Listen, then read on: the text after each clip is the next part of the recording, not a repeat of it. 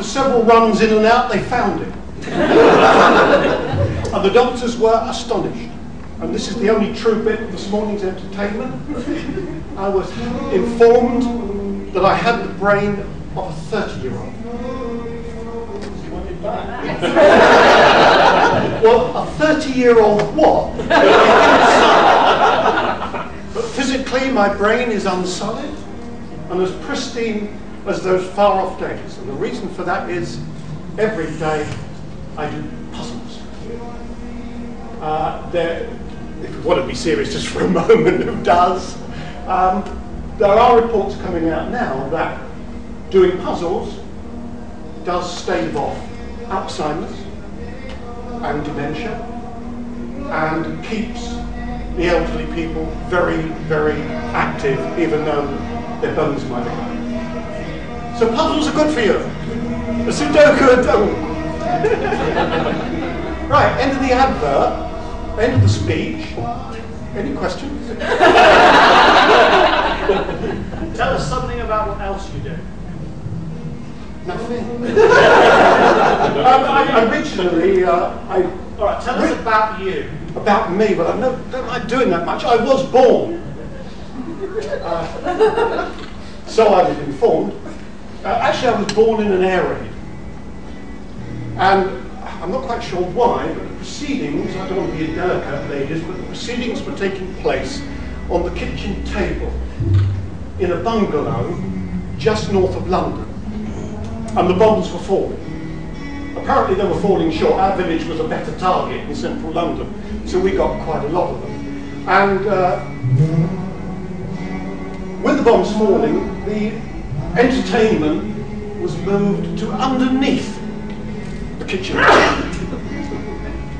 And obviously that's where I got my logic from, because I can recall my first thought was, what difference is a kitchen table going to make to a £1,000 bomb coming through a bungalow roof? And that set me off on my road to logic. The bombing was so bad that in fact my parents had me evacuated. Another true fact is sad on this, but as soon as I was born, my mother was taken to hospital. She was warned not to look. In fact, she'd been warned not to have me anyway, but she did.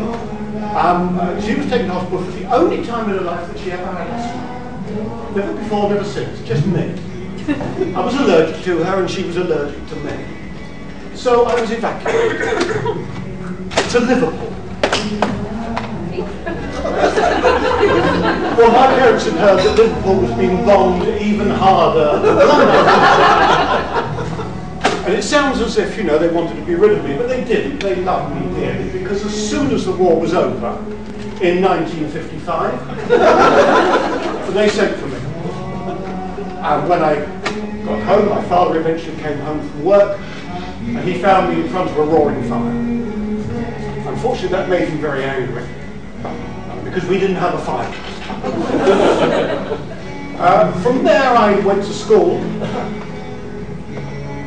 I survived, just.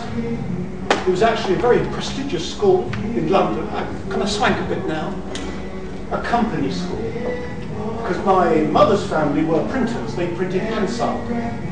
That sci-fi book you may have heard of, the fantasy book about the House of Commons. And so I was eligible to go to the Stationers' Company School in London, very posh, but it was only a grammar school. I'd suffered there at the hands of some of the biggest beasts in the world for 5 or 6 years, and left as soon as I could, and then decided that my country needed me, so I left. I actually joined the Merchant Navy and worked for the Admiralty on Royal Fleet Auxiliary tankers. I wanted to be a navigator, and I went for the eyesight test. And you get into this darkened room and you stare at the screen, and this incredibly dull chap says, the lights you will see in front of you represent a vessel at 3 miles. There are red lights, green lights and white lights, and the pattern of lights will indicate to you what type of vessel it is. Right, what's that one? I said, where are the lights? He brought them closer. And then he brought them closer again. And then he pointed out that we had just collided. We chatted about it, and it was agreed mutually that maybe I shouldn't be on the bridge of a warship or any other kind of ship. So I had the choice of being the purser looking after the money or doing the radio. And I chose the radio. So there I was doing Morse code for a few years. I think I won the Cod War single-handedly. Those of you too young to remember the Cod War, Iceland, great disgust for the rest of the world, extended their territorial waters from 3 miles to 6.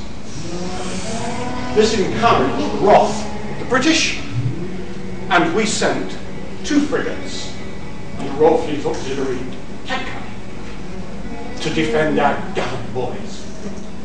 The Icelandic fleet consisted of 2 gunboats.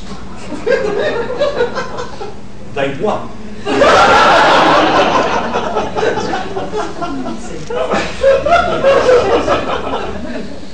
What we had to do was just sail round and round Iceland, 20 miles off the coast. Every 3 days we meet the warship and fuel it.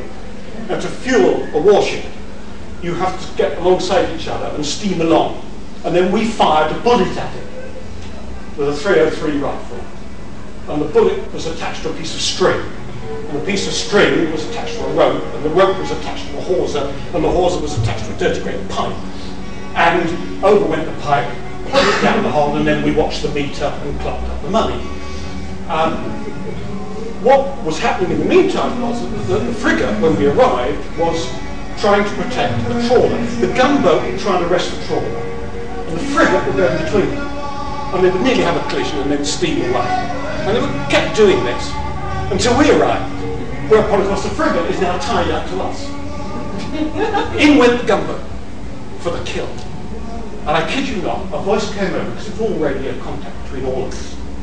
A voice came over the radio. I say, that's hardly cricket, you know? And the gunboat veered away.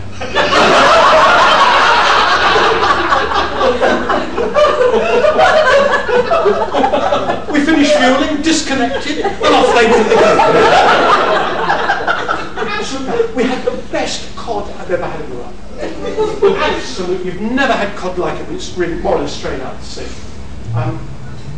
It was there that I began my journalistic career. I ran the ship's newspaper and the ship's radio, doing goon shows for 2 hours a night and record requests. The problem was that you've only got a small crew and you don't get many requests. And as for the newspaper, the only way I could do it was to record on a Grundig reel-to-reel the World Service news, and then play it back, stop it, play it back, stop it, play it back, stop it, play it back, and type it onto a teleprinter. And I joined 2 teleprinters together and they did 3 copies each. So this newspaper had a circulation of 6. And it ran for several months. It wasn't all fun, because it was up there that I had my first fairly near-death encounter. I had a much closer one later on, but we did have one night when we were crawling around the northwest coast of Iceland in a Force 11. I'd gone to bed, and in the bunk you have sides, and you just lie there with your arms jammed on and your feet jammed down, trying to ignore the cockroaches. And you corkscrewing back, and all of a sudden there was, it is weird, a thump, very quiet, and then total, utter silence, which seemed to last for a long time. It didn't, of course, these things go in your mind. But the next thing we heard was an almighty crash, as the wave that had come over the bow hit the bow, and then hit the bridge. And the bridge is up there, and it hit it. Of course, the captain and the first mate saw it coming and ducked. They forgot to tell the man on the wheel behind. So he did get cut, because he went like that and got cut on his arms. The bridge was flooded, the radar was flooded, and the radio room was flooded. And I had to get up and mop it out. I got the radar working again by putting it in the oven and baking it. Gas Mark 5 for 16 hours. In case there ever is needed, especially ladies get fed up with the sun and dinner and fancy boiled radar. That should do the trick. The next thing we heard was boom. Boom. Every time we roll. Roll back. And now how ships are made, they've got some ribs going that way, and you've got the long bits going that way. I think the long bit's called the stringer, and one had broken loose and was thumping into the side of the ship. And it's big, and it could have gone through the hull at any time. We lost all our fresh water. It didn't matter about washing because we didn't wash in fresh water anyway. We're sailors. We had salt water for our baths, with special salt water soap. Never got another. No. God, I washed my hair. I had something. Hopeless. And we were forced to drink beer and whiskey for every meal. Can you imagine that? For a week? While we limped back home. And at any time, we could have sunk. It would have just gone through the hull and down. We got back to England. They put us into dry dock, took all the water out, and then they saw that the bows were like that. This one wave had twisted the bows of a ship of over 13,000 tons. So that was fun.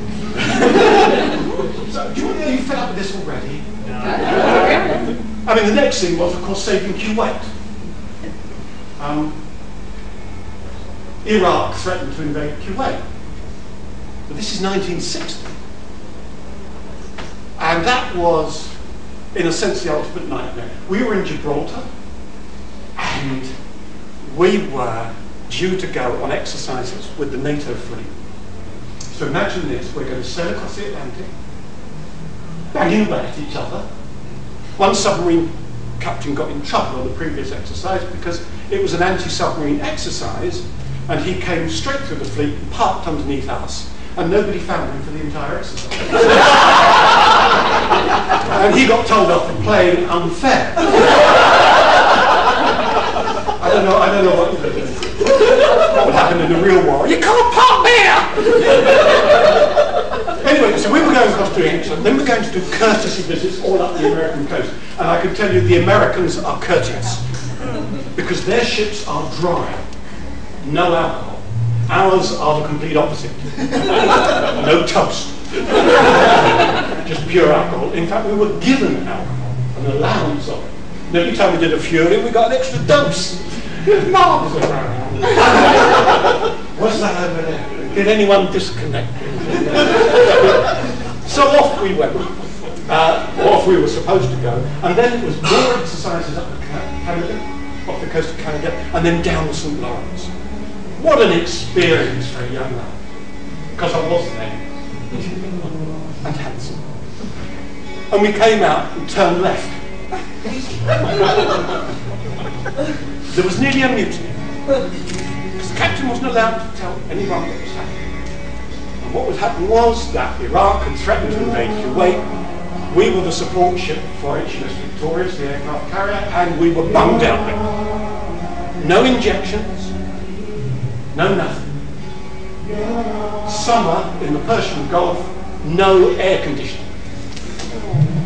You had a shower, you got out of it, you stayed wet. You were wet when you went in, you were wet when you came out, you were staying on deck like that, and you stayed wet. We went up there to protect Kuwait, and we put him off then, we didn't attack. And unfortunately, that's where we got our illness. And a few years later, I was actually thrown out the Navy. I was invalided out because I wasn't fit for service anymore because we had a bit of a nasty time in the Persian Gulf. Apart from that, was good fun. Yes, we had some collisions. We collided with the Russian ones. It was what's called a technical collision. We didn't actually hit. But when you get within a little distance of each other, it's called a collision because we were coming out of that naughty place in Holland, Amsterdam or somewhere, Rotterdam, down the canal and out. again, we were doing exercises with the local fleets. And so it was decided that because we were on exercise, we would be in blackout. Well, nobody sort of thought to tell the merchant ships coming in, these ships coming out with no lights on. And we came up with a Russian, and we were going like that, just a few feet apart. Because it's no good turning the wheel. To do that. There's no good going the other way. You've got to go like that, 20 miles later. So the Russian circumvent that up in his bridge, and our circumvent, and they just said the same orders to each other in English. And we slowly drifted apart. That was technically a collision. We had another very close shave. In fact, that was, I can literally say 5 feet of depth. The illness nearly killed me. So that's another one. The other one was that close. It was astonishing how little you feel or think when it's happening. Perfectly, I just stood there and watched. Because what happened was, we went up the river, the Shuttle Arrow, between the Armadacon to Armadacon, which is full of oil and fuel and aviation spirit and explosions. And we parked at the side, we pushed in, filled up, and the chief engineer and the second engineer met, and one of them said, I've connected the steering gear, and the other one said, have you connected the steering gear? And they both heard the opposite. So when we pulled out into the river, we're steaming down the river, and the Arab pilot says, I just done it. Not very Arabic.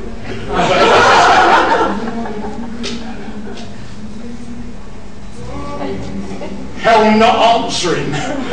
We didn't have any steering. We were going straight off to the bend of a river on which was 20,000 tons of ship with aviation spirit, gas line. And we were full of oil as well. And if we'd hit, that would have been out of depth. And we literally, you could not drop a person down, please. We got ran by a tug in the back end, hit by a fire ship at the other end, and you throw the ship in reverse and forward in reverse, just like driving down that. You bung it in reverse. And then we of course were heading for the other bank, and then the fire ship bang, on the side, there go the British. Drunk again. We had a murder mystery as well. Absolutely genuine murder mystery. This was on Christmas Eve, Christmas Day. And again, it was in the Persian Gulf, in the narrow bit, Straits of Hormuz. And we had a Chinese crew. Now, we're merchant navy, right? But we're working for the Royal Navy. So where do we get our crew from? Communist China. So we had a Chinese crew. God, what brilliant. But they talk about the cook. And on Christmas Eve, he came up to us and said that the crew were trying to kill him. We thought he was either had too much of the soy sauce, because he did. He used to drink pints of soy sauce, water, and whiskey. And so he was given an injection which should knock him out for 24 hours. Put into a spare cabin. The porthole was shut. The dead light on top of it was shut. And you know it's got the sort of big butterfly, brass butterfly clips. Well, they were spiked. They you know, not just finger tail. They were spiked down. And the door was locked. Christmas Day, having our drinkies before dinner, knock on the wardroom door. Some of us tried to stand up. The cook was gone. The door was still locked. The porthole was open. And the cook disappeared. In the narrowest part of the Persian Gulf. We searched. Of course, I had to go to the radio and send out, not a distress message, but the next one down. And we had aircraft coming from Bahrain, and we had, of course, every ship in the area started searching, because we did a quick U-turn and went back, everybody looking. Never found him.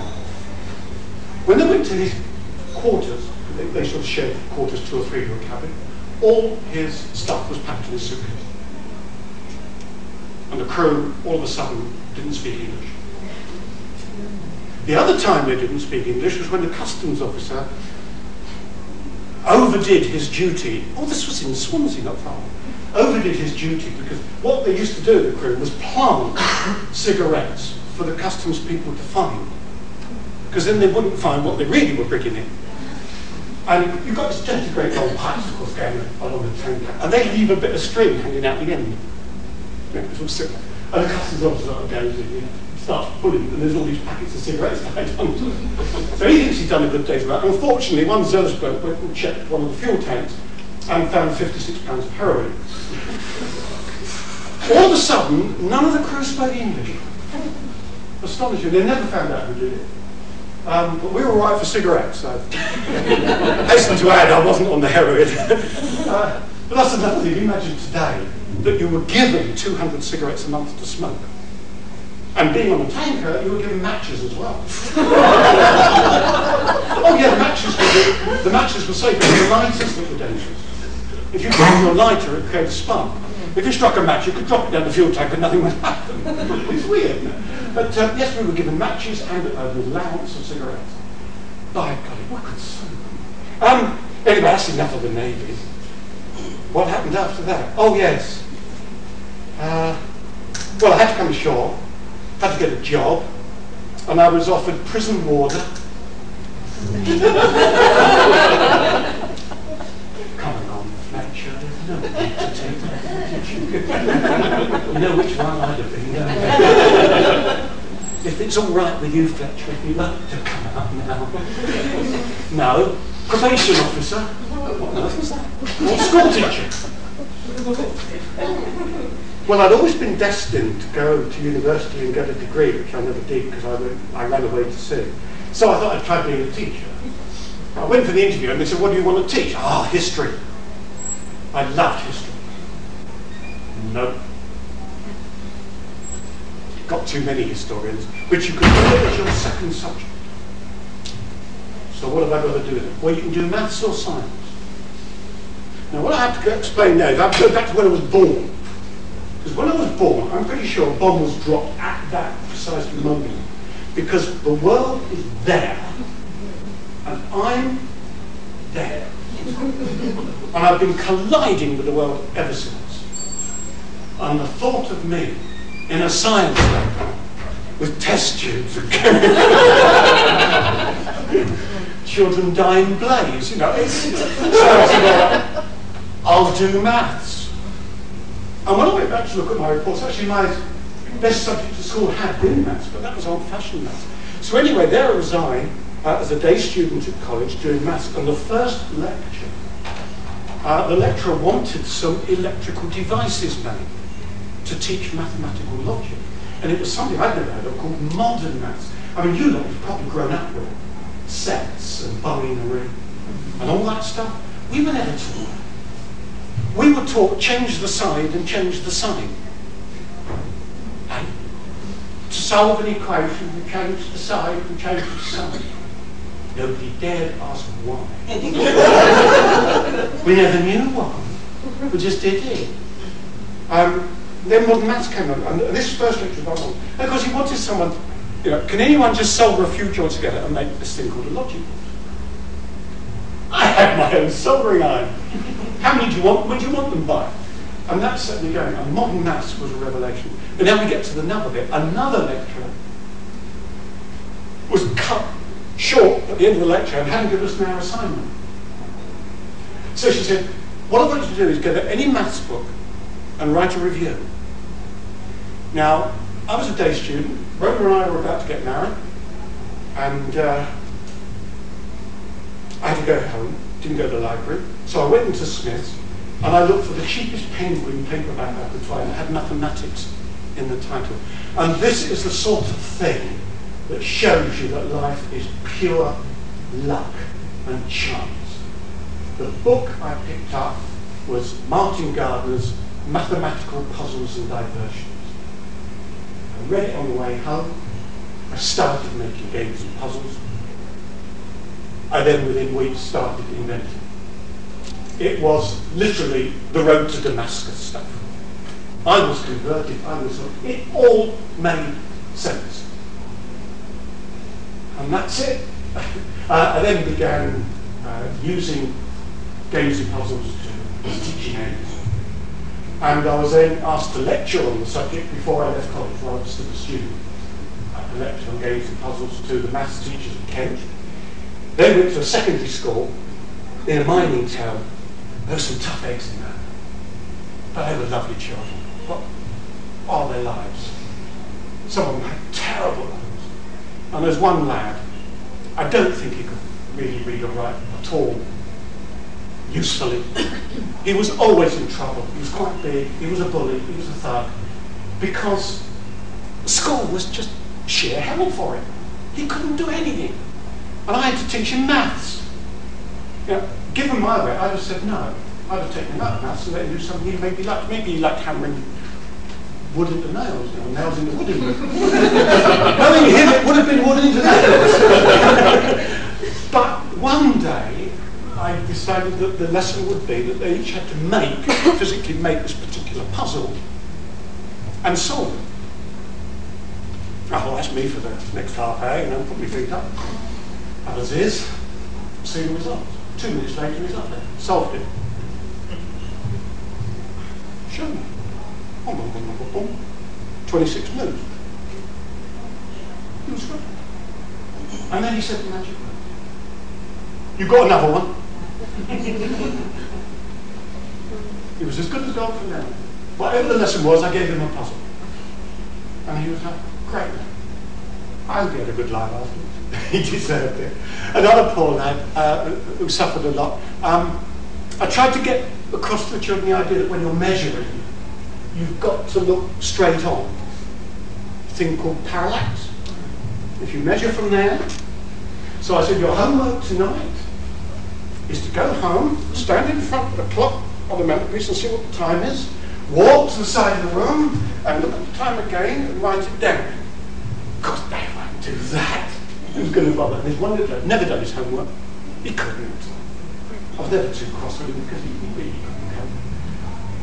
But I thought I'd say next time. Anyone done that homework I gave you? And his hand went up. Oh, marvellous, he's done it. I said, yes? What happened? He had then, at 14, the face of a 65-year-old. An ashen white. He was such a pale boy. And he just looked at me with this infinitely sad face. I dropped the clock.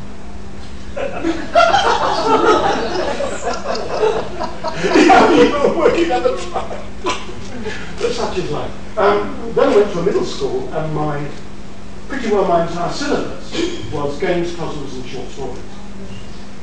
And at the same time, a magazine called Games and Puzzles, I came across that. And of course, I've had all these years of making teaching aids, mathematical strategy games. And they invited people to send games in. Well, I had an advantage. I could type. I could draw. Well, not draw, but I could do that. I can't draw. And I had Rona, who was a secretary. So instead of the usual handwritten scrawl, they got a neatly typed manuscript. And so they started publishing the games. And the Games and Puzzles said, would I be interested in being an editor for them, doing the Reader's Games section. And then comes miracle or accident, bit of luck number 2. The puzzles editor was going to leave, and they needed a new puzzles. So they said, have you ever done puzzles? I said, well, I've made a few up because we're teaching, but not really, I like games. They said, well, make up 10 original puzzles every month for a year. And if it works, we'll give you the job. Well, I got the job in about 3 months. But every month I had to come up with 10 original puzzles. So I got the job of puzzles editor. Even more luck. And life is all. The first week in that job, a new newspaper was starting out. And they phoned up on the Wednesday, the editor of Games and Puzzles, and said, could someone do us a column on recreational mathematics, which is games and puzzles. The editor thought, it's a good bit waste of time, this isn't going to be much. So he phoned me and asked me if I'd do it. So I had to write an article on games and puzzles with no diagrams, because it's Wednesday night, and dictate it over the phone Thursday evening, and it was published Friday morning. Then they phoned again and said, "You do know this is weekly. So if you could get your next copy to us by Wednesday, we needn't do this phone, we need no diagram." That ran for over 13 years. And I think it is one of the longest series of continuous series of articles on recreational mathematics. One of the lowlights or highlights of it was one of the first articles on Rubik's Cube, long before it became a craze. I actually described it as a communist plot. They were flooding the country with these cubes, and while we were all twiddling away, the Russians would invade. But we also published one of the first solutions to Rubik's Cube that came out. Two computer engineers provided that. And so I was teaching at day, then working on the petrol pumps, then doing private tuition, then going home, and then doing writing until about 1 o'clock in the morning, and all weekend. And that went on for several years, and yet again, another phenomenal bit. There was Andy and Paul were saying yesterday, of course, leave it that way. No way they said, "Oh, so-and-so asked me if I'd be interested in doing a script." Some high up at the BBC. Who got me my first book? The publisher's cleaner.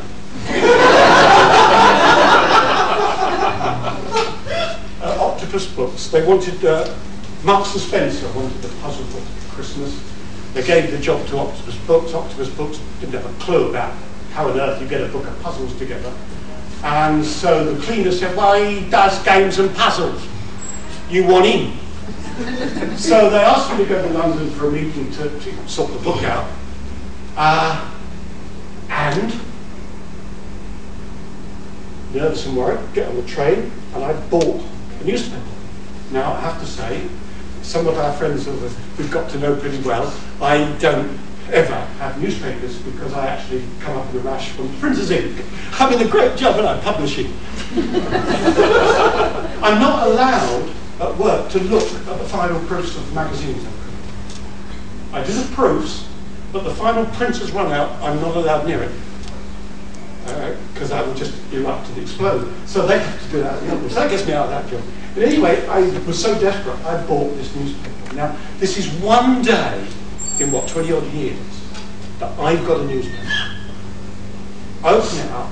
Inside is a logical puzzle competition for a new magazine called Logical Thinker, being published by a company that's just set up in England. It's a Dutch company called Keysing, and they've just set up this magazine, and they put a competition in the Telegraph with 100 watches as prizes. The puzzle didn't work. If it had worked, I would be here now, and you'd all be a lot better off. Life's quiet as it is. No, if it had worked, I would have just solved it and not entered it, of course, because I didn't bother entering competitions. I know the odds. I know how they draw them as well. We're not taking that cut glass to Scotland. I had the job of doing that once. Somebody won cut glass. The roads were covered in ice, and she lived in the depths of Wiltshire. And because I lived down that way, I had to deliver it. But she didn't even say thank you. I was not broken. Charming. Where were we? Oh, yes, the puzzle didn't work. Now, of course, lots of people wrote in and complained. I wrote in and said, I may be wrong, but I don't think this puzzle works. I think a clue is missing, and I think this is the clue you need. If it's any help, I do create these puzzles, and I'm a puzzles editor of these magazines, and games and puzzles and top puzzles. And if you want me puzzles, I'll be happy to supply them. They wrote back. I said, yeah, can we meet? So we met, and I started explaining puzzles. Then they asked me to proofread the magazine, and then they said, come and work full time. And that was 21 years ago. When I got to the office, which is in Redhill, and I lived in Wiltshire, the first thing was, of course, I couldn't go every day. So I started working from home. I've now been working from home for 21 years, which is why I look so young now. All right, yeah.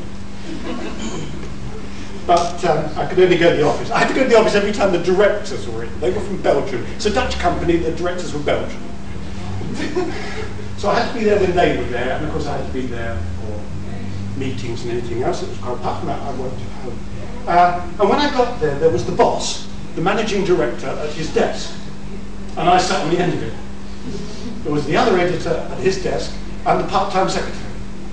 A delightful girl. Really delightful. We say, have we drawn the competition results for this month yet? Oh, we must have. We must have. She didn't have a clue what was happening, bless her. Nothing was anywhere, ever in the right place. We had a temp in once, and this very severe lady came in sort of mid-40s. Came in as holiday temp, and she had been PA to managing directors. And she just spent half an hour. And then she walked up to the boss and said, you know the filing system? Could we have one?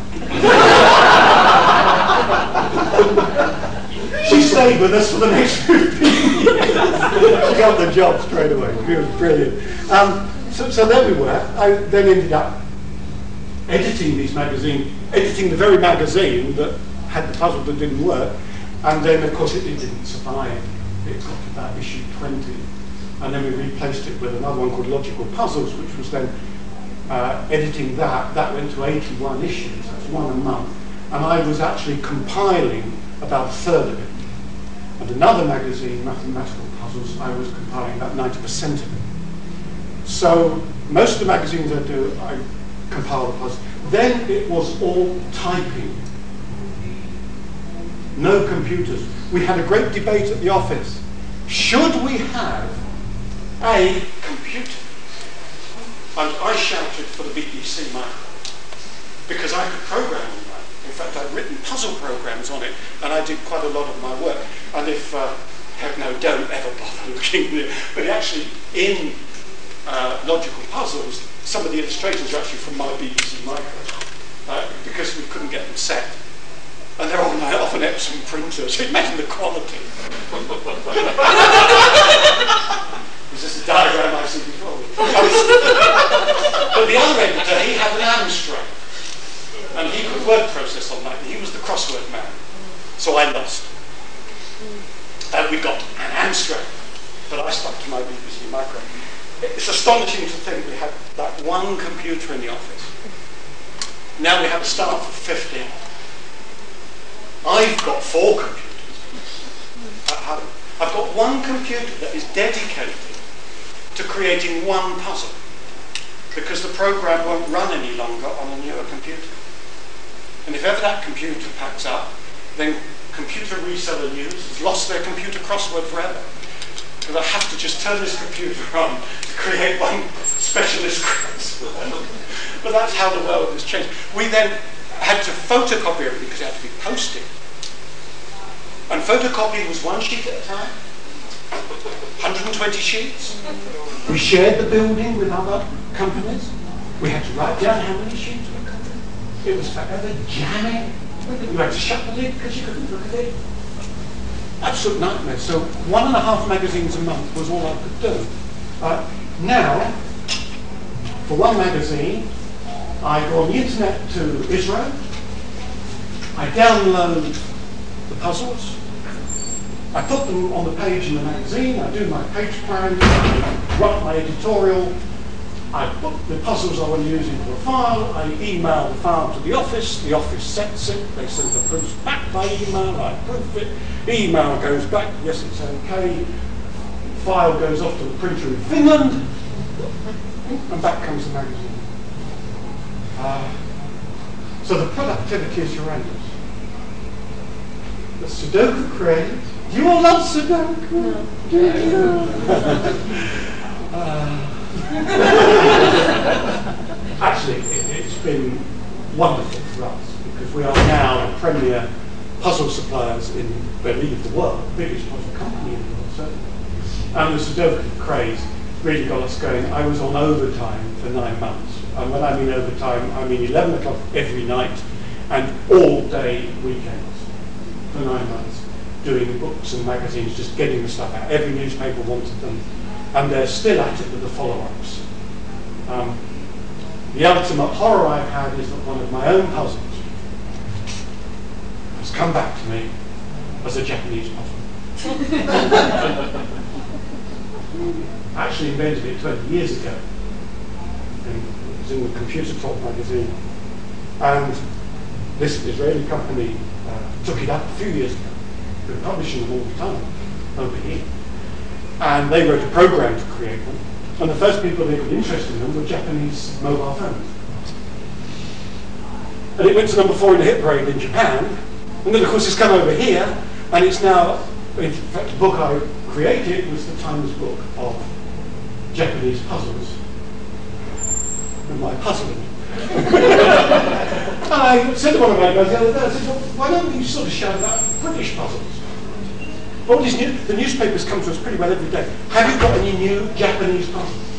And he said, well, if we call them British puzzles, they don't want them. They only want them if they're Japanese. If you care to put the advert in quick, no. Tomorrow's Sunday Telegraph. We'll have a load of Japanese puzzles. I've compiled everyone. I compile more Japanese puzzles in this country than anybody else. The Times last week, the Telegraph this week, and it's absolutely continuous, all over the world. One magazine is on sale in 28 countries. For a puzzle magazine, that's ridiculous. So there we go. I still do puzzles today. Any questions? How did you get linked up with Discworld? Discworld? No, yes. Discworld, there's another accident. I'm not sure whether it's a triumph or a disaster. But we were having our summer holiday, Rhoda and I, so we went to the dentist. Which you do. And Rhoda made it to a shop, and I couldn't stand the smell of it, so I went out, just didn't really handle it, nearby. And so I did my impression of a dirty old man. I leaned against the door of a window of an antique shop and gazed up and down the high street. And I looked across the road, and it said, Discworld Emporium. I went across and looked in the window, and there was a death on the motorbike. I went down to the road and I said, somebody's ripping off Discworld. I mean, we came from a Discworld. I didn't believe that someone was called. What would Terry say? Someone said, what's going on? I said, no, can't afford to go in there. Death was 350 quid. She said, no, we can go in and look. We won't buy anything, we just look. Of course, we reckon, I knew it'd be me. Bernard, hello, mate. Anybody else in the shop? And we're looking around, and I saw something on the shelf, and I just said to Roland, I said, I'll make a game out of it. And Bernard said, what? What do you do then? Well, I do puzzles and games. What sort of games? Ball games. How about Discworld? Yeah. We'll come back with a few ideas, and we'll see how it goes. So the whole day was spent making up games, just outlines, 24 of them, all Discworld. And then the one that Bernard sort of liked was one I called Trolls and Dwarfs. I was never good at names. And he said, right, go on then, go for that. I'll talk to Terry. And we'll do a game about Trolls and Dwarfs and we'll see how it goes. Let me know what's in it. What do you want? I'll get it made. Off we go. And I walked out the shop and I stopped in the middle of the high street. I think there ought to be a plaque on the spot now. Trev stood here. I always need help across the road. Rona isn't so much my wife as my keeper. She does see me across the road. I do have that habit of being so far out of this world, I could be in any world I like really, but I'm using the puzzle world somewhere. You see the breakfast today? Did you see that floor? When you go in where the desk is? Yeah. Circular go. The games are great. Circular chess you could play on that. Rona, Except it's 9 by 9. Rona had to drag you away. Rona had to, yeah. There was that. Yeah. Thank you, man. Not another game. I once made up a game from looking at the pattern on the back of a doormat. If I can digress, I did once get a whole range of puzzles from trying to repair the leak on the toilet. Would the ladies sort of switch off for a little while? I need to talk to the gentlemen here. We don't want any comeback on this, do we? You know the situation when the toilet's got that slightest of little drips where it goes into the system. Yeah. I was nagged until I had to go and fix. So I got the wrench and thought, well, this is easy. All I've got to do is tighten the nut. So I tightened the nut, it dripped. A bit more. Power is needed for this. So I grabbed hold of the cistern. You know what happened? For every action, there is an equal and opposite cistern falling off the wall. This is a Victorian house. The back of it is horsehair, lard and plaster and goodness knows what. I was now gazing at a wall. So I've got to repair the holes. But I can't get to it. So I've got to get the cistern off the wall. So I've got to turn the water off. But the tap is stuck. You know the one that turns the water off? Hammering it. No, go downstairs, turn the mains off. Out the street. Back up there, take the cistern off, repair the wall, let the stuff dry, bung the wall plugs in, put the cistern back, fill it with water and flush it. Voice from below in the kitchen. Why is the ceiling wet? I hadn't connected it. What I had done, I propped up the system on the toilet seat with the nearest thing I could find from my study, which was next door, which was a set of dominoes in a box. Most of the dominoes disappeared down the crack in the sidewalk, in the floor. So the dominoes disappeared, and I was left with some dominoes. Out of that, I got a puzzle. And I made up a whole range of puzzles. And they were published.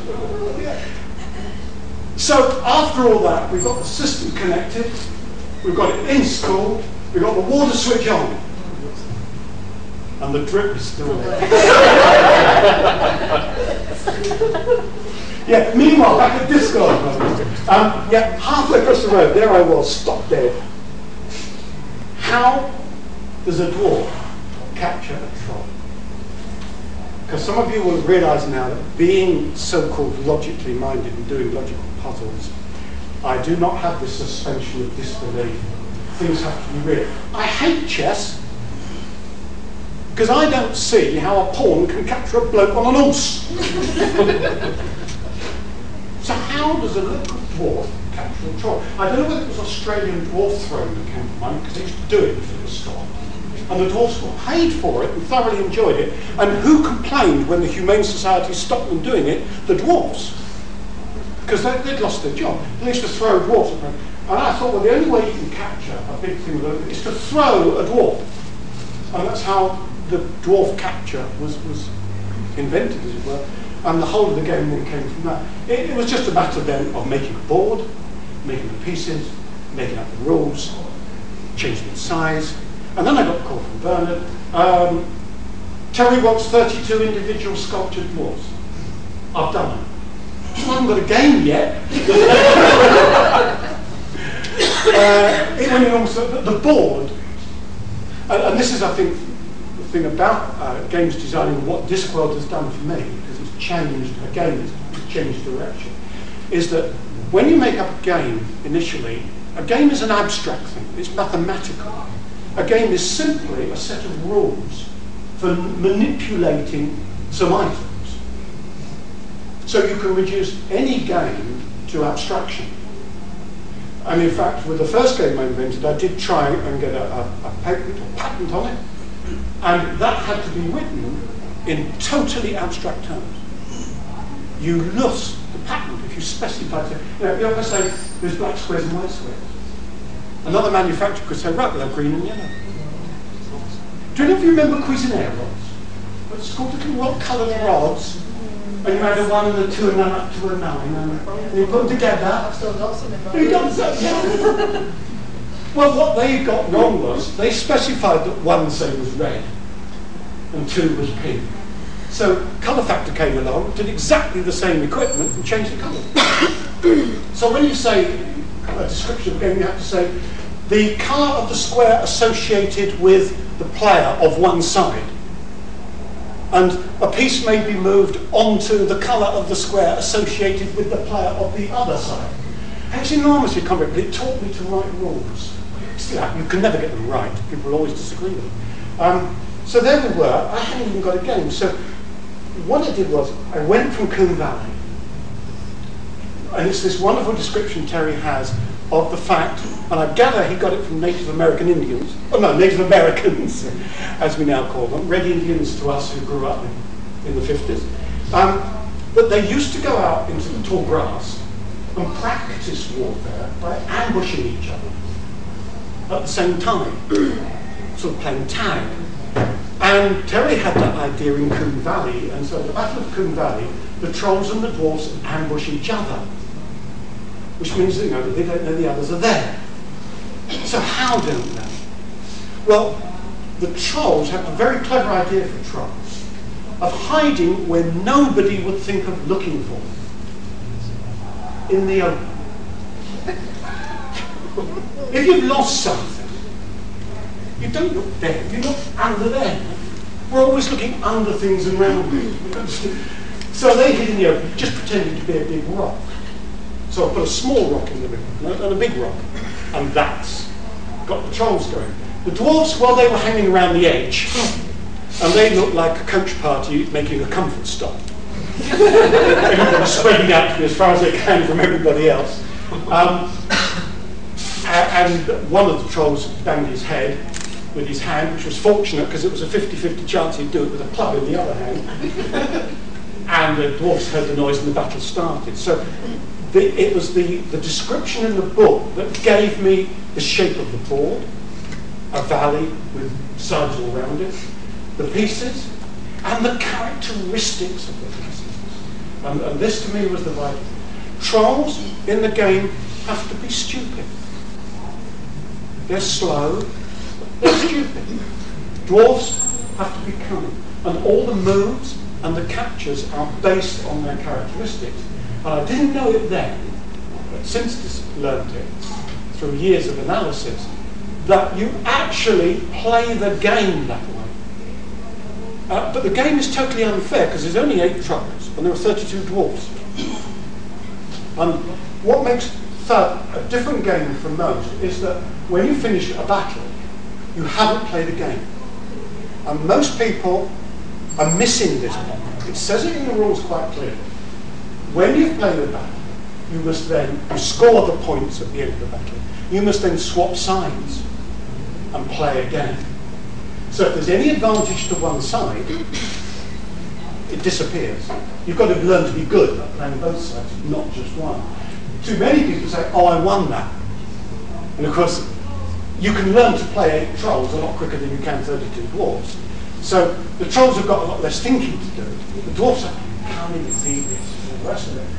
And so people were learning to play one side and only playing one battle and winning it. But really, if ever you do try Thud, don't. Have a knife. You really do have to play 2 battles to understand it, because it plays at many different levels. When you're a beginner, it's slaughter. Absolute wipeout. You can lose by 28 points, by losing pretty well all your dwarves. That doesn't matter, because you only even got to win by 29 when it's your turn. So if you're slaughtered in the first battle, it doesn't really matter, because you've got to do the same to what they've just done to you. So it's perfectly fair that way. As you then learn the tactics, so one side will get an advantage over the other, and then as they go on, the other side will get an advantage. So as you learn, the level of play goes up. So now, for the dwarfs to capture trolls, they've got to get into a mob, a block. It's their only hope of survival. If they don't get a block, they will be slaughtered completely. If they get a block, they become immensely powerful. But if I'm playing a good player, I don't try and get it. I've left that behind. I know they're going to slaughter me. So my aim is to capture as many trolls as I can, and then when I'm trolls, lose one less. Because I'll capture as many dwarfs as I can. So it becomes a different game. Then for the new, great thrill, obviously, when Terry said, got the phone call from Bernard, Terry's next book, it's called Thud. The book of the game. From the book. So it's the book of the game of the book. And Thud the novel came out, and the producers of the game said, well, we can't do another edition now because it's already sold, that's it, finished really, unless you put another game in it. We want a game for an American market because any Americans, can I say what I like then? Currently they can't cope with a game that lasts more than 20 minutes. Not unless there are adverts in it.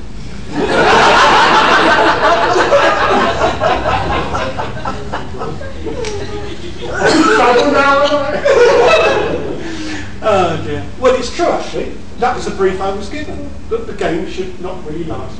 They said, well, all we want you to do, we were just going on holiday, a walking holiday in Cornwall. And I said, all you want me to do is same board, same pieces. Thud's got to be playable on there, but a completely different game that only lasts 20 minutes. And I spent the week Verona, if you will, in high dudgeon, walking along the cliffs of Cornwall, proving to myself it was impossible. Then I managed to get a look at the text of Thud and the Coombe Valley Day and the reenactment of Coombe Valley was in it. And from that, I then got the idea for Coombe Valley Thud, where the dwarves are trying to escape with the rock, which they think has got a magic talking cube in it, and the trolls are trying to capture the rock because they think it might be somebody's grandfather.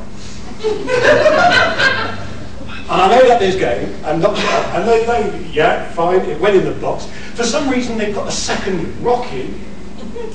I don't know why, the first one was perfectly adequate. I just said, if you're redesigning, you might want to put a rock in that's got a little lump sticking out to suggest the cube. But it's not necessary. So they put two rocks in. That took the game box over the weight limit for postage. And cost people a fortune. So that came out, and original Thud is described in the book. So there are now two Coombe Valley Thuds.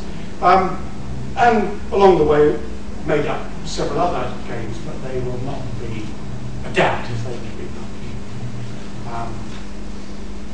The fun is in making them up. The nightmare and the agony is to try selling a game. If you want to make a living selling games, I wouldn't really bother. Unless you can hit Trivial Pursuit. In other words, if you can hit the next craze, Lord of the Rings, Trivial Pursuit, something like that, yes, you can make a lot of money. But from what I've heard of Trivial Pursuit, it cost the inventors their marriages, their families, and in some cases nearly their lives. So I don't think it's worth it. A successful game sells around 3,000 to 5,000 sales. The royalty on a £30 game is somewhere between 30 and 50 pounds. So I will now come round with a hat.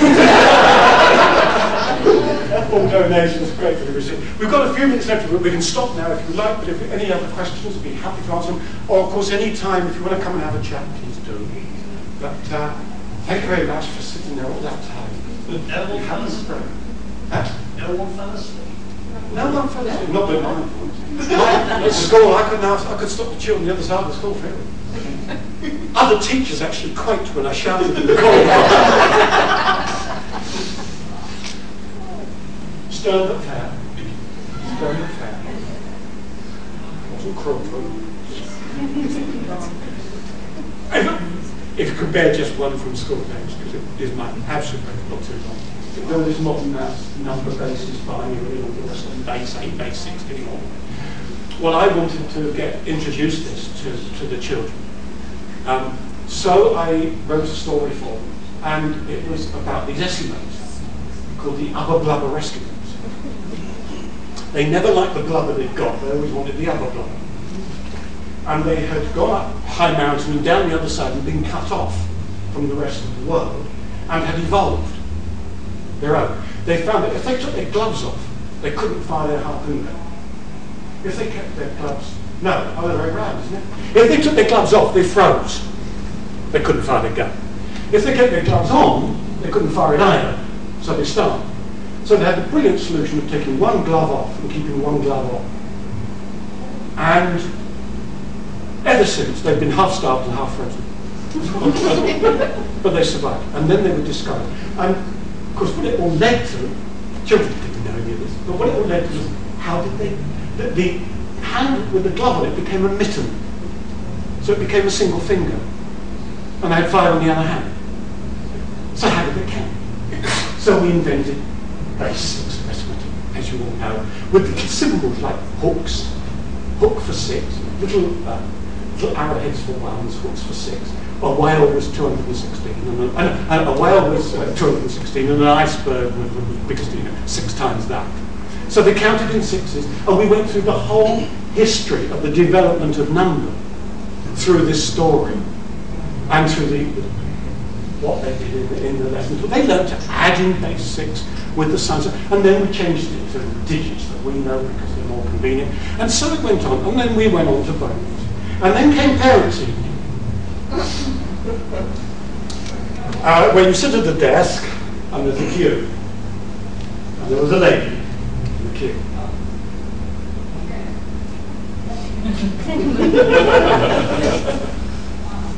She couldn't wait for her.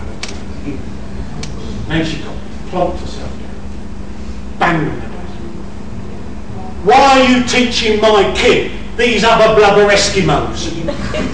He's never going to go there. Thank you very much indeed for your attention.